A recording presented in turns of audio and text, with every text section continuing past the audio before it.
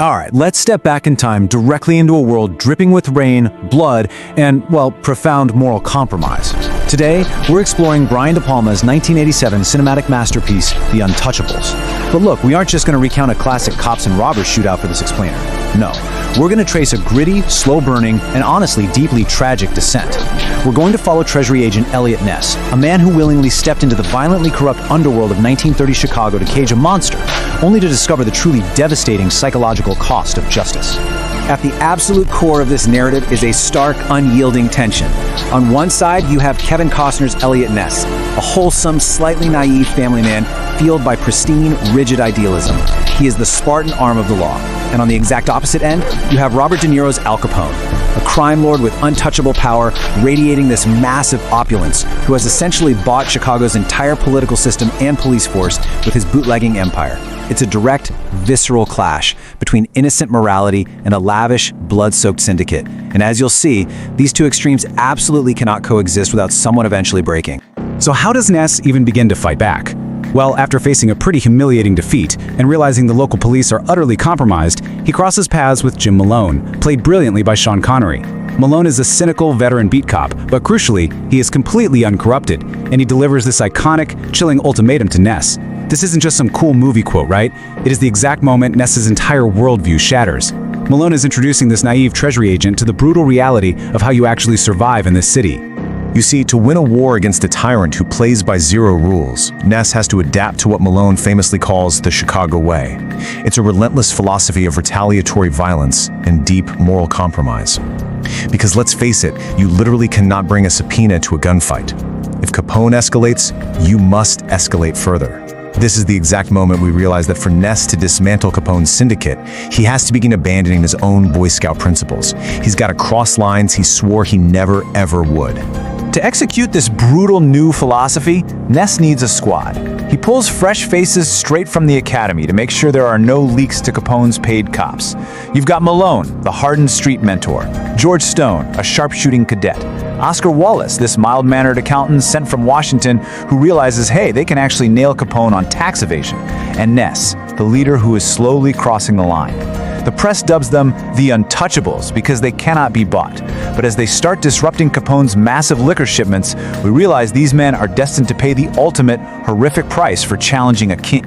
Now, what's really brilliant is how this moral divide isn't just spoken, it's woven right into the literal fabric of the story. Notice how Ness is always draped in muted, pristine suits. That perfectly reflects his rigid adherence to the law. Capone, however, is constantly saturated in luxurious, bloody red fabrics. Director Brian De Palma and designer Giorgio Armani deliberately use color and texture to trap these men in their opposing ethical universes. You literally feel the opulence of Capone's corruption pressing hard against the stark, Spartan vulnerability of Ness's justice. But look, every single victory Ness's team scores comes with a massive, devastating toll. The mob's retaliation escalates with operatic brutality. It starts at a lavish dinner where an infuriated Capone bludgeons a failing subordinate to death with a baseball bat. A totally insane scene rooted in historical rumor. Then, the violence turns tragically personal. Capone's ruthless enforcer, Frank Nitti, actually infiltrates the police precinct itself and murders Wallace in a service elevator. Days later, Nitti ambushes Malone in his own home, gunning him down with a Tommy gun. The slow burn suspense here is just agonizing. The city is stripping Ness of his friends, his safety, and his innocence, piece by bloody piece. And that brings us to, honestly, one of the most haunting moments of the entire explainer. After Nitti murders Wallace, he leaves a visceral message scrawled on the elevator wall in the accountant's own blood. Touchable. Just one word. But that single word completely shatters the myth of their invincibility. The press might have called them untouchables, but Capone's violence proves they are incredibly fragile, mortal men. This psychological terror pushes Ness dangerously close to the edge. He's lost his men, his family is in hiding, and the law seems entirely powerless to protect the righteous. Which leads us right into the cinematic climax. With his dying breath, Malone manages to give Ness the train schedule of Walter Payne, Capone's chief accountant who is desperately trying to flee the city. Armed with this crucial piece of the puzzle, Ness and Stone head to Chicago's Union Station. And what follows? It is an absolute masterpiece of agonizing slow burn suspense. De Palma's direction and Stephen H. Burm's cinematography use these sweeping angles and a ticking clock to stretch the tension until it's almost unbearable. Ness knows the mobsters are coming, and he's standing right in the middle of a massive, open staircase. Just one. Seriously, one baby carriage. While waiting for the accountant, Ness feels this overwhelming compulsion to help a struggling mother carry her baby carriage up those steep stone steps. It's his lingering idealism, right? He still has to protect the innocent. But just as they reach the top, boom, Capone's armed escorts arrive. A fierce shootout erupts and Ness loses his grip. Just imagine it, one baby carriage bouncing down a steep flight of stone steps amidst a hail of slow-motion bullets. Innocence is quite literally caught in the crossfire of this brutal war. They survive the station and they capture the accountant, but the war is far from over. During Capone's trial, Ness discovers that the enforcer, Frank Nitti, is carrying a matchbook that proves he murdered Malone. A chase leads them straight to the courthouse roof, where Nitti cruelly taunts Ness about Malone's death. And right here, we see the tragic completion of Ness's arc. He breaks. He completely breaks. He shoves Nitti off the roof in a vengeful rage. Then, he discovers the jury has been bribed. To fix it, Ness literally extorts the sitting judge, bluffing that the judge's own name is in a ledger of payoffs, just to force a jury swap. Ness finally breaks the law, committing extortion and murder to secure Capone's 11-year sentence. Now, you might be looking at the historical reality here and thinking, wait, the real Ness and Capone never even met face to face? The real Frank Nitti wasn't thrown off a roof? He actually committed suicide over a decade later. And the tax case was built independently by the IRS.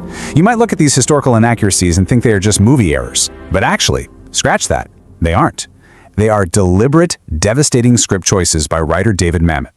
By altering history, Mamet brilliantly forces Ness into a corner, making him commit acts of violence and blackmail that perfectly complete his tragic psychological descent.